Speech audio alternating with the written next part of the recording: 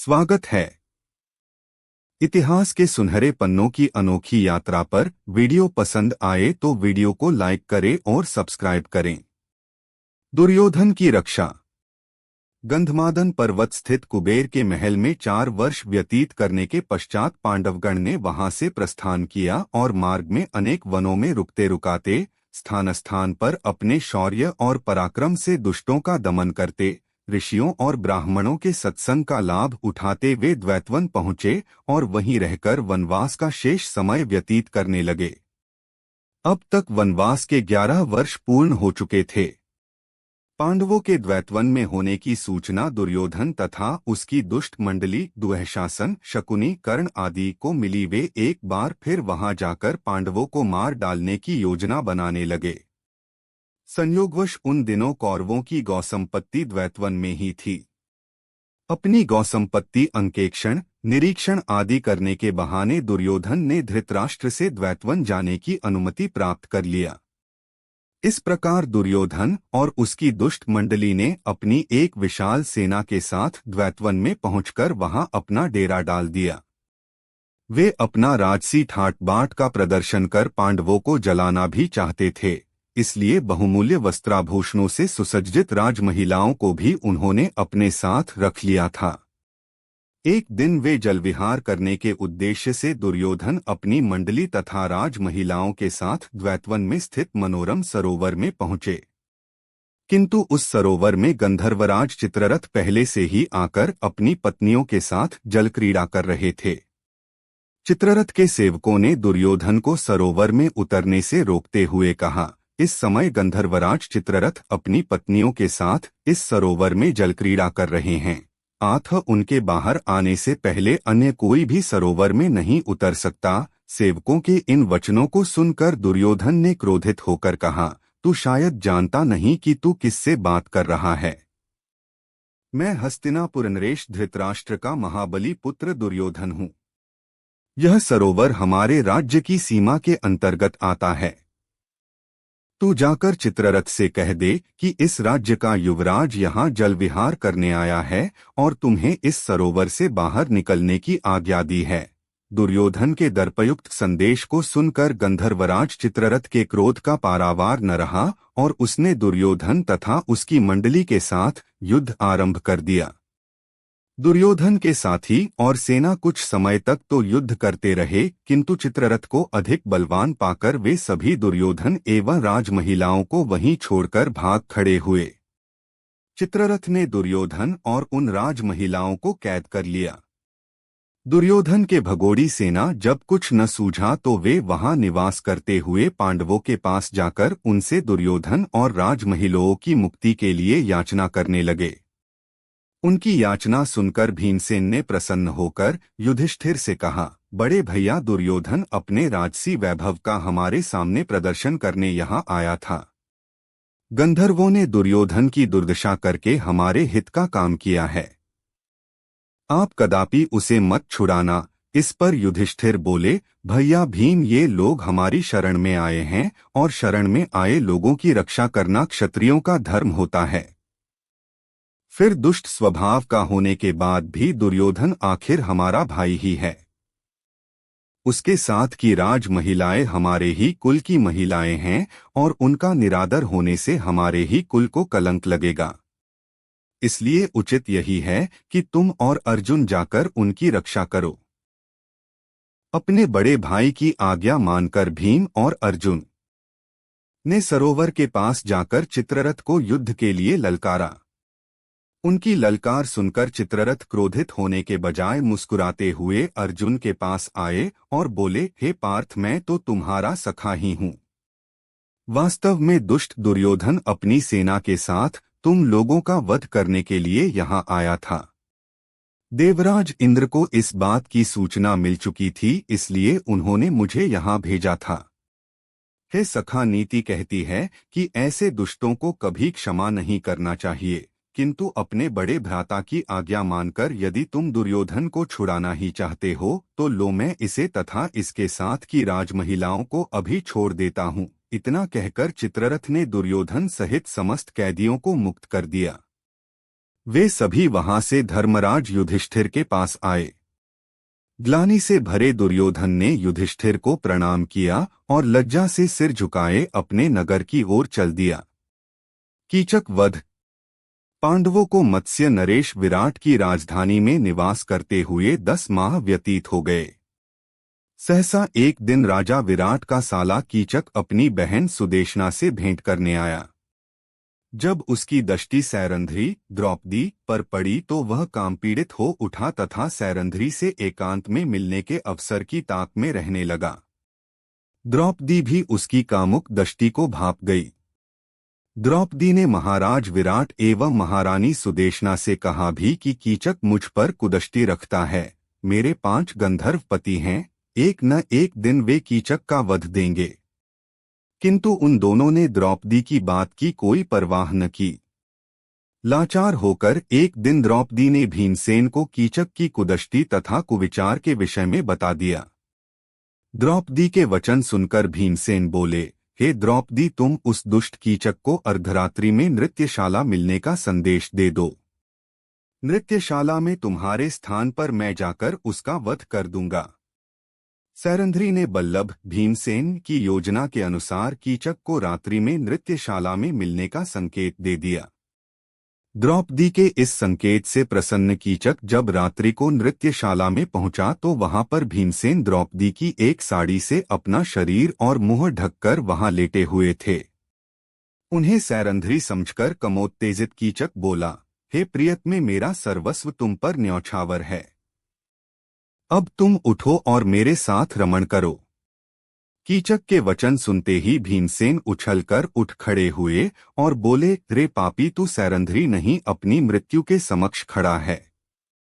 ले अब परस्त्री पर कुदृष्टि डालने का फल चख। इतना कहकर भीमसेन ने कीचक को लात और घूंसों से मारना आरंभ कर दिया।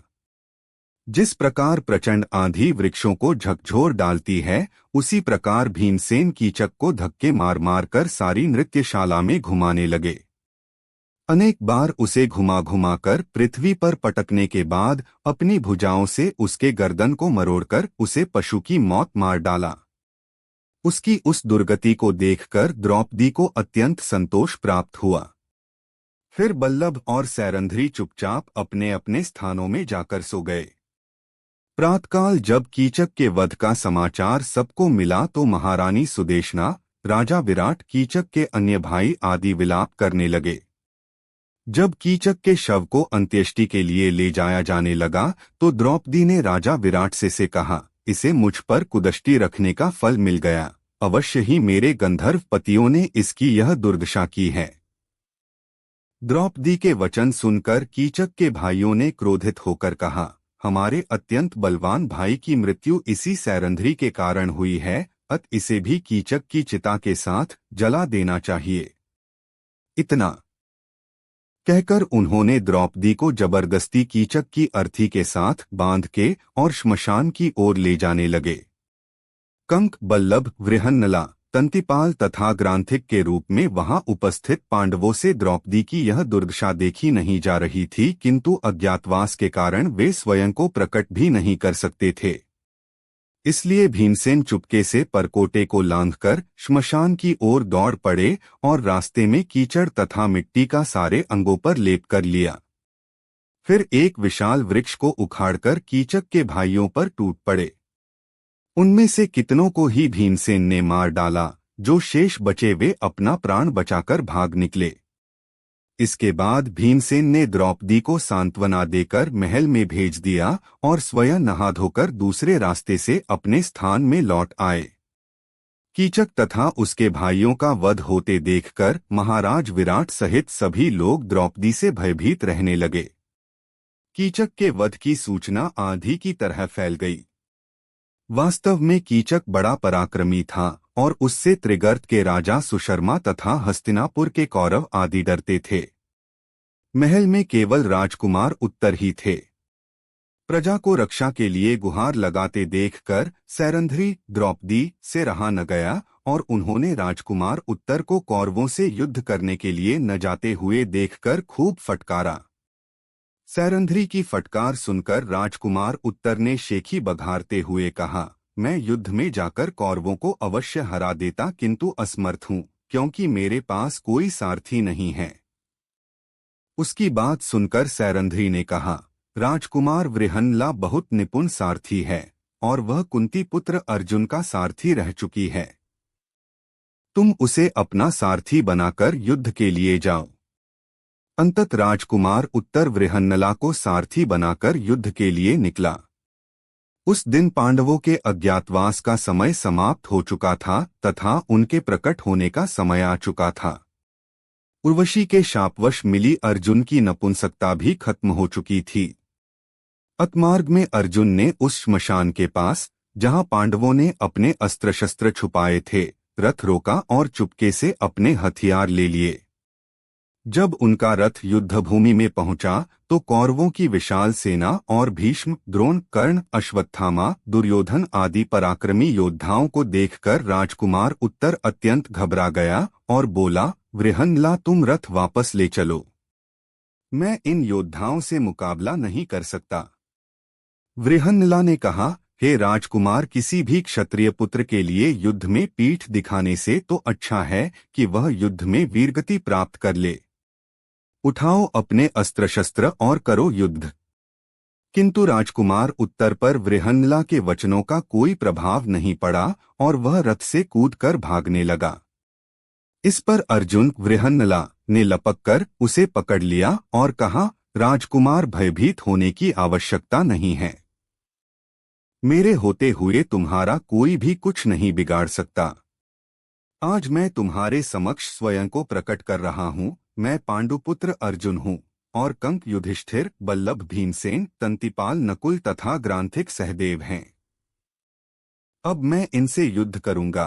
तुम अब इस रथ की बागडोर संभालो। यह वचन सुनकर राजकुमार उत्तर ने गदगद होकर अर्जुन के पैर पकड़ लिया। के देवदत्त शंख की ध्वनि रणभूमि में गूंज उठी। उस विशिष्ट ध्वनि को सुनकर दुर्योधन भीष्म से बोला, पितामह, यह तो अर्जुन के देवदत्त शंख की ध्वनि है। अभी तो पांडवों का अज्ञातवास समाप्त नहीं हुआ है। अर्जुन ने स्वयं को प्रकट कर दिया, इसलिए अब पांडवों को पुनः 12 वर्ष का वनवास और 1 वर्ष का अज्ञातवास भोगना होगा। दुर्योधन के वचन सुनकर भीष्म पितामह ने कहा, दुर्योधन, कदाचित तुम्हें ज्ञात नहीं है कि पांडव काल की गति जानने वाले हैं। बिना अवधि पूरी किए अर्जुन कभी सामने नहीं आ सकता। मैंने भी गणना कर लिया है कि पांडवों के अज्ञातवास की अवधि पूर्ण हो चुकी है।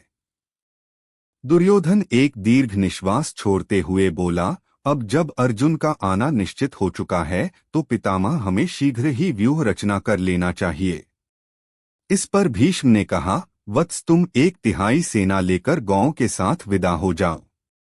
शेष सेना को साथ लेकर हम लोग यहाँ पर अर्जुन से युद्ध करेंगे। भीष्म पितामह के परामर्श के अनुसार दुर्योधन गांव को लेकर 1/3 सेना के साथ हस्तिनापुर की ओर चल पड़ा। यह देखकर कि दुर्योधन रणभूमि से लौटकर जा रहा है, अर्जुन ने अपना रथ दुर्योधन के पीछे दौड़ा दिया और भागते हुए दुर्योधन को मार्ग में ही घेरकर अपने असंख्य बाणों से उसे व्याकुल कर दिया। अर्जुन के बाणों से दुर्योधन के सैनिकों के पैर उखड़ गए और वे पीठ दिखाकर भाग गए। सारी गौएं भी रंभाती हुई विराट नगर की ओर भाग निकली। दुर्योधन को अर्जुन के बाणों से घिरा देखकर कर्ण, द्रोण, भीष्म आदि सभी वीर उसकी रक्षा के लिए दौड़ पड़े। कर्ण को सामने देखकर अर्जुन के क्रोध का पारावार न रहा। उन्होंने कर्ण पर इतने बाण बरसाए कि उसके रथ, घोड़े, सारथी सभी नष्ट भ्रष्ट हो गए और कर्ण भी मैदान छोड़कर भाग गया। कर्ण के चले जाने पर भीष्म और द्रोण एक साथ अर्जुन पर बाण छोड़ने लगे, किंतु अर्जुन अपने बाणों से बीच में ही उनके बाणों के टुकड़े टुकड़े कर देते थे। अंततः अर्जुन के बाणों से व्याकुल होकर सारे कौरव मैदान छोड़कर भाग गए। कौरवों के इस प्रकार भाग जाने पर अर्जुन भी विजय शंख बजाते हुए विराट नगर लौट आए। पांडवों का राज्य लौटाने का आग्रह और दोनों पक्षों की कृष्ण से सहायता की मांग राजा सुशर्मा तथा कौरवों को रणभूमि से भगा देने के बाद पांडवों ने स्वयं को सार्वजनिक रूप से प्रकट कर दिया। उनका असली परिचय पाकर राजा विराट को अत्यंत प्रसन्नता हुई और उन्होंने अपनी पुत्री उत्तरा का विवाह अर्जुन के पुत्र अभिमन्यु के साथ बड़े ही धूमधाम के साथ कर दिया। इस विवाह में श्री कृष्ण तथा बलराम के साथ ही साथ अनेक बड़े बड़े राजा महाराजा भी सम्मिलित हुए। अभिमन्यु के विवाह के पश्चात पांडवों ने अपना राज्य वापस लौटाने के उद्देश्य से श्रीकृष्ण को अपना दूत बनाकर हस्तिनापुर भेजा। धृतराष्ट्र के राजसभा में यथोचित सत्कार और आसन पाने के बाद श्री कृष्ण बोले, हे राजन, पांडवों ने यहाँ उपस्थित सभी गुरुजनों को प्रणाम भेजते हुए कहलाया है कि हमने पूर्व किए करार के अनुसार 12 वर्ष का वनवास तथा 1 वर्ष का अज्ञातवास पूरा कर लिया है। अब आप हमें दिए वचन के अनुसार हमारा आधा राज्य लौटा दीजिए। श्री कृष्ण के वचनों को सुनकर वहां उपस्थित भीष्म, विदुर, द्रोण आदि गुरुजनों तथा परशुराम, कर्ण आदि महर्षिगणों ने धृतराष्ट्र को समझाया कि वे धर्म तथा न्याय के मार्ग में चलते हुए पांडवों को उनका राज्य तत्काल लौटा दें। किंतु उनकी इस समझाइश को सुनकर दुर्योधन ने अत्यंत क्रोधित होकर कहा, ज्येष्ठ पुत्र होने के नाते इस राज्य पर मेरे पिता धृतराष्ट्र का अधिकार था, किंतु उनके अंधत्व का लाभ उठाकर चाचा पांडु ने राजसिंहासन पर अधिकार कर लिया। मैं महाराज धृतराष्ट्र का ज्येष्ठ पुत्र हूँ, अतः इस राज्य पर मेरा और केवल मेरा अधिकार है। मैं पांडवों को राज्य तो क्या, सुई की नोक के बराबर भी भूमि देने के लिए तैयार नहीं हूँ। यदि उन्हें अपना राज्य वापस चाहिए तो वे हमसे युद्ध करके उसे प्राप्त कर लें। उपस्थित समस्त जनों के बारंबार समझाने के बाद भी दुर्योधन अपनी बात पर अडिग रहा और श्री कृष्ण वापस पांडवों के पास चले आए और दोनों पक्षों में युद्ध की तैयारी होने लगी।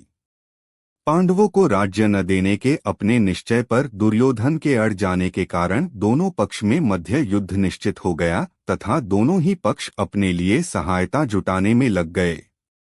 एक दिन दुर्योधन श्री कृष्ण से भावी युद्ध के लिए सहायता प्राप्त करने हेतु द्वारिकापुरी जा पहुंचा। जब वह पहुंचा उस समय श्री कृष्ण निद्रा मग्न थे, अतएव वह उनके सिरहाने जा बैठा। इसके कुछ ही देर पश्चात पांडुतन्य अर्जुन भी इसी कार्य से उनके पास पहुंचे और उन्हें सोया देखकर उनके पैताने बैठ गए।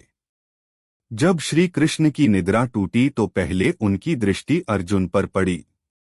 अर्जुन से कुशल क्षेम पूछने के भगवान कृष्ण ने उनके आगमन का कारण पूछा। अर्जुन ने कहा, भगवान, मैं भावी युद्ध के लिए आपसे सहायता लेने आया हूँ। अर्जुन के इतना कहते ही सिरहाने बैठा हुआ दुर्योधन बोल उठा, हे कृष्ण, मैं भी आपसे सहायता के लिए आया हूँ। चूंकि मैं अर्जुन से पहले आया हूँ इसलिए सहायता मांगने का पहला अधिकार मेरा है। दुर्योधन के वचन सुनकर भगवान कृष्ण ने घूमकर दुर्योधन को देखा और कहा, हे दुर्योधन, मेरी दृष्टि अर्जुन पर पहले पड़ी है और तुम कहते हो कि तुम पहले आए हो, अतः मुझे तुम दोनों की ही सहायता करनी पड़ेगी। मैं तुम दोनों में से एक को अपनी पूरी सेना दे दूंगा और दूसरे के साथ मैं स्वयं रहूंगा, किंतु मैं न तो युद्ध करूंगा और न ही शस्त्र धारण करूंगा। अब तुम लोग निश्चय कर लो कि किसे क्या चाहिए। अर्जुन ने श्री कृष्ण को अपने साथ रखने की इच्छा प्रकट की, जिससे दुर्योधन प्रसन्न हो गया, क्योंकि वह तो श्री कृष्ण की विशाल सेना लेने के लिए ही आया था। इस प्रकार श्री कृष्ण ने भावी युद्ध के लिए दुर्योधन को अपनी सेना दे दी और स्वयं पांडवों के साथ हो गए। दुर्योधन के जाने के बाद श्री कृष्ण ने अर्जुन से पूछा, हे पार्थ, मेरे युद्ध नहीं का निश्चय के बाद भी तुमने क्या सोचकर मुझे मांगा? अर्जुन ने उत्तर दिया, भगवान, मेरा विश्वास है कि जहां आप हैं वहीं विजय है, और फिर मेरी इच्छा है कि आप मेरा सारथी बने। अर्जुन की बात सुनकर भगवान श्री कृष्ण ने उनका सारथी बनना स्वीकार कर लिया। वीडियो पसंद आया हो तो चैनल को सब्सक्राइब करें।